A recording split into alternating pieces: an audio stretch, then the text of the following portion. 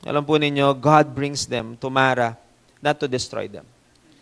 Nabanggit ko po sa inyo kanina, God has a deeper purpose. Not to destroy them, but to expose the things that they need to surrender to the Lord.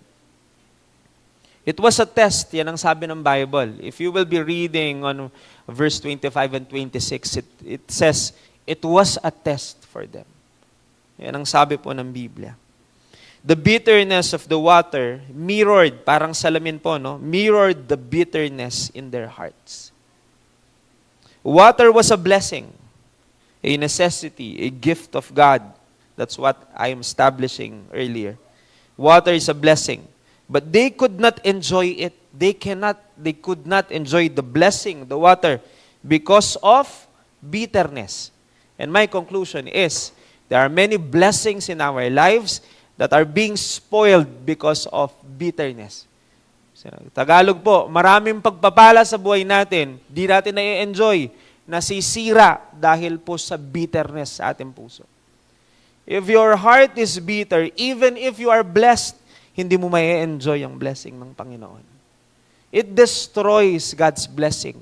Bitterness spoils, destroys God's blessing. We pray for blessing, di po ba? Oftentimes when we pray, we ask God to bless us. But if there is ungratefulness, bitterness in our hearts, minsan po that prevents God's blessing. Hindi natin ma-enjoy yung blessing ng Panginoon because of these things. Nakuha po ba ninyo mga kapatid? Kaya nga po ang solusyon, hindi naman dahil hindi ka pinagpala, kaya hindi masayang buhay ng marami. May bitterness kasi. Tagasira yan ng pagpapala ng Panginoon sa ating buhay. Sometimes, the blessing is there, but bitterness makes it useless. Yan po ang nangyari sa kanila. Bitterness spoils God's blessing. Minsan, blessed na tayo.